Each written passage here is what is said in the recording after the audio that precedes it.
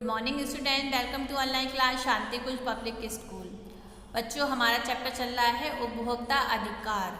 और ये देखिए, आज मैं आपके लिए एक पिक्चर दिखा रही हूँ, आपकी बुक में भी दी है। ये है आपका उपभोक्ता शिकायत केंद्र। ये काफ़ी पुराना है, दिल्ली हेड ऑफिस का ये पिक्चर है, इस तरीके का है। ठीक है, अब ये है क्या, ये चैप्टर का आज का बहुत ही इंपॉर्टेंट है। ये देखिए, ध्यान से सुनिएगा।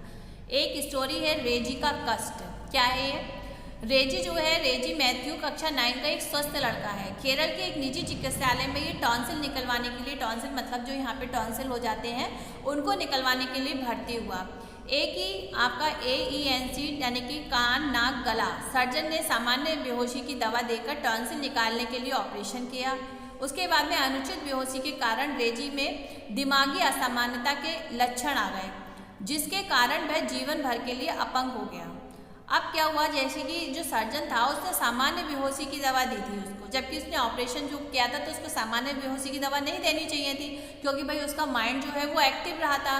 तो उसकी वजह से उसको क्या हुआ, वह जीवन भर के लिए अपंग हो गया। अब उसके पिता ने सेवा में चिकित्सा की गलती और लापरवाही के लिए राज्य उपभोक्ता विवाद निवारण समिति में आपका 5 लाख के मुआवजे का दावा किया।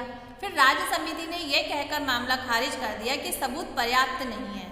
रेजी के पिता ने दिल्ली स्थित राष्ट्रीय उपभोक्ता विवाद निवारण समिति में पुनः अपील की। मामले की जांच करने के लिए बाद राष्ट्रीय समिति ने अस्पताल को चिकित्सा में लापरवाही का दोषी पाया और हर्जाना देने का निर्देश दिया। अब ये बात तो थी इसकी, तो ये स्टोरी क्यों सुनाई गई? ये स्टोरी इसलिए सुनाई गई कि आज के टाइम पे ऐसी बहुत सी लापरवाही होती है, हॉस्पिटल में भी होती है या फिर हमारे साथ कहीं पर भी हो सकती है। तो हमको अगर हमारे उपभोक्ता अधिकार के बारे में पता नहीं होगा तो हम उसका हर्जाना या फिर उसकी शिकायत कैसे करेंगे? तो रेजी की ये बताती है कैसे एक अस्पताल में चिकित्सकों और कर्मचारियों की लापरवाही के कारण छात्र जो था जिंदगी भर के लिए अपंग हो जाता है। जब हम एक उपभोक्ता के रूप में विभिन्न प्रकार की वस्तुओं और सेवाओं को उपयोग करते हैं, जब हम बहुत सारी चीज़ों को हम खरीदते हैं, बहुत सारी सेवाओं को हम प्राप्त करते हैं और उनका उपभोग करते हैं, तो हमें वस्तुओं के बाजीकरण और सेवाओं की प्राप्ति के लिए प्रति सुरक्षित रहने का भी अधिकार होता है, क्योंकि ये जीवन और संपत्ति के लिए खतरनाक होते हैं। उत्पादकों के लिए जरूरी है कि सुरक्षा नियम और विनियमों का पालन करें। ऐसी बहुत सी वस्तुएं सेवाएं हैं जिनका हम क्रय करते हैं। तो अगर हम कहें कि सुरक्षा की दृष्टि से विशेष सावधानी आवश्यक होती है। फॉर एग्जाम्पल, प्रेशर कुकर में एक सेफ्टी वॉल्व होता है जो यदि खराब हो जाता है तो भयंकर दुर्घटना का कारण हो जाता है। क्यों? अगर वो खराब हो गया तो कुकर के फटने का डर होगा, और जब कुकर फटेगा तो भाई काम करने वाला जो पर्सन किचन में होगा तो वो भी उस दुर्घटना का शिकार हो जाएगा।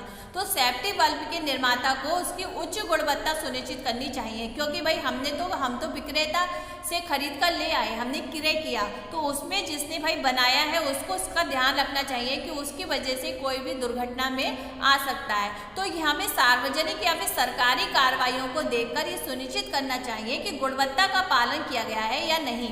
फिर भी हमें बाजार में निम्न गुणवत्ता वाले उत्पाद प्राप्त होते हैं, क्योंकि इन नियमों का पर्यवेक्षण ठीक प्रकार से नहीं हो रहा।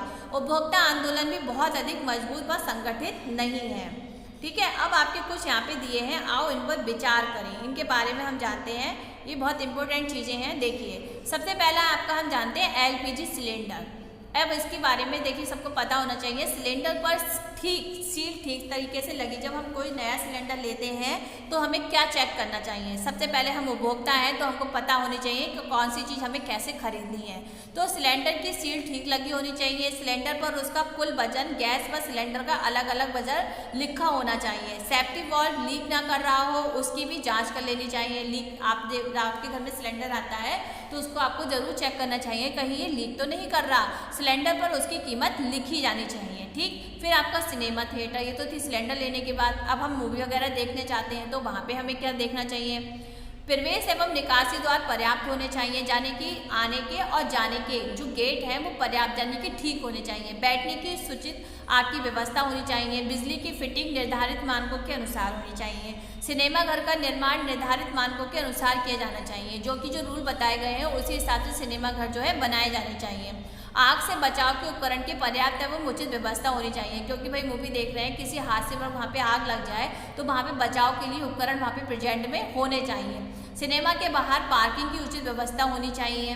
धूम्रपान और पान मसाला आदि पर रोक होनी चाहिए। अब सर्कस वगैरह में भी हम लोग घूमने जाते हैं, बच्चों को लेकर जाते हैं, तो वहाँ उपभोक्ता के तौर पे हमें क्या सावधानी रखनी चाहिए, क्या देखना चाहिए। पंडाल निर्धारित मानकों के अनुसार लगाया जाना चाहिए, यानी कि जितने लोगों को बैठाने की वहाँ पे व्यवस्था है उस हिसाब से वहाँ पे उनकी बैठने की व्यवस्था होनी चाहिए। सुरक्षा की पर्याप्त व्यवस्था होनी चाहिए। सर्कस को प्रत्येक कार्यक्रम में सावधानी रखनी चाहिए। सभी जंगली जानवर जैसे कि शेर, भालू, चीता आदि को मजबूत पिंजरों में रखना चाहिए। बाई चांस किसी लापरवाही की वजह से भाई वो लोग निकल गए तो वहाँ जाने वालों का क्या हो जाएगा, वहाँ जाने वाले तो सब भाग जाएंगे, वही है ना कि शेर आ गया, सारा सर्कस निकल जाएगा। उसके बाद में आपका है दवाइयाँ। दवाइयाँ मानकों के अनुसार बनाई जानी चाहिए। फार्मूला, कीमत, निर्माण तिथि, उपभोग की अंतिम तिथि साफ लिखी होनी चाहिए। और कोई भी दवाई खरीदने से पहले हम लोगों को ये सारी चीज़ें देखनी भी चाहिए कि उसमें कितने पैसे पड़े हुए हैं, वो कब बनी थी और उसकी एक्सपायरी डेट कितनी है। ये सारी चीज़ें दवाइयों पे क्लियर होनी चाहिए। अगर नहीं है तो हमें वो दवाई नहीं खरीदनी चाहिए। दवाई पर उचित मात्रा भी लिखी होनी चाहिए कि भाई अगर हम बच्चे को दे रहे हैं तो हम किस मात्रा में दे सकते हैं, इतने साल से इतने बड़े लोगों को दे रहे हैं तो हम किस मात्रा में ले सकते हैं। ठीक है। खाद्य तेल सील बंद पैकेट होने चाहिए। बॉक्स या टीन में भी बेचा जा सकता है। जो हमारे खाने के जो सरसों का तेल होता है या रिफाइंड तेल होता है, सोया तेल होता है, तो ये सारे सील बंद होने चाहिए पैकेट में, या फिर जैसे आप कहते हो ना पीपे टाइप में होता है या फिर बॉक्स में होता है। पैकिंग पर तेल के निर्माण की तिथि भी लिखी होनी चाहिए कि ये तेल का निर्माण कौन सी तिथि में हुआ था और कब तक की इसकी एक्सपायरी डेट है, यानी कि समाप्ति की तिथि, उसकी कीमत, और ये वाला जो मार्क है इसको याद रखना है, ये मार्क लगा होना चाहिए, ICL, डेनमार्क आदि लिखा होना चाहिए। अब है आपका विवाह मंडल। विवाह मंडल यानी कि विवाह पंडाल क्या है, जहाँ पे विवाह वगैरह होता है वहाँ पे उचित एवं पर्याप्त आग से बचाव के उपकरणों की व्यवस्था होनी चाहिए, क्योंकि विवाह होता है तो काफ़ी लोग आते जाते हैं, काफ़ी खाना पीना बनता है, सबका आना जाना होता है, तो वहाँ पर कोई भी हादसा ना हो, इसलिए आग से बचाव के उपकरण की व्यवस्था होनी चाहिए।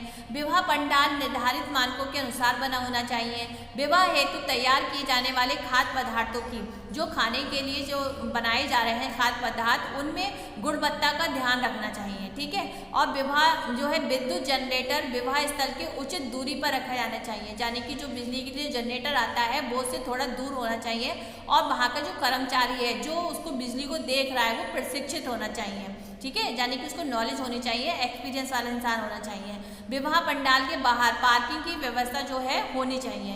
फिर बहुमंजिली इमारत, आप लोगों ने देखा होगा जब हम बड़े बड़े शहरों में जाते हैं या फिर 2, 3, 4 मंजिल के जो घर होते हैं उनमें क्या सुरक्षा होनी चाहिए कि भवन निर्माण सामग्री अच्छी गुणवत्ता से की जाए, यानी कि घर जो बनाए गए हैं वो अच्छी सामग्री से बनाए गए हों, उसमें से आपका सीमेंट, आपका रेता, आपकी सरिया जो है वो अच्छी मात्रा की यूज करी गई हो, और अच्छी इमारत का निर्माण कुशल एवं प्रशिक्षित इंजीनियर और हस्तशिल्पियों द्वारा ही किया जाना चाहिए। और उसमें पार्किंग, पार्क, लिफ्ट और अग्निशमन यानी कि अगर आग वगैरह लग जाती है तो उसको बुझाने के साधन की उचित व्यवस्था होनी चाहिए। इमारत का निर्माण स्वीकृति नक्शे के अनुरूप ही होनी चाहिए, यानी कि जो नक्शा आपका पास किया गया है उसके अनुरूप ही होना चाहिए। ठीक है, तो आज था आपका ये वाला टॉपिक, आई होप अच्छा लगा होगा आप लोगों को। तो ये सारी चीज़ें जो है हम उपभोक्ता हैं, हमको पता होनी चाहिए कि कौन सी चीज़ कैसे होनी चाहिए और हमें क्या क्या चीज़ों को नोट करना है, और जो भी हम चीज़ अपने मार्केट में लेने जाते हैं तो हमें उनको कैसे देखना है। ठीक है, तो आज के लिए इतना ही है। नेक्स्ट वीडियो में हम आगे के टॉपिक के बारे में बात करेंगे। तो सारे बच्चे अपने वर्क को कंप्लीट रखेंगे, और जो मैंने आपको कराया है आपका सिलेबस तो कंप्लीट हो गया, मैं तो आपको रिवीजन करा रही हूँ। तो आप लोग जो मैंने आपको क्वेश्चन आंसर्स कराए हैं, ऑब्जेक्टिव क्वेश्चन कराए हैं, सबको लर्न करेंगे, अच्छे से याद करेंगे, अपना ध्यान रखेंगे। Okay, take care, bye bye.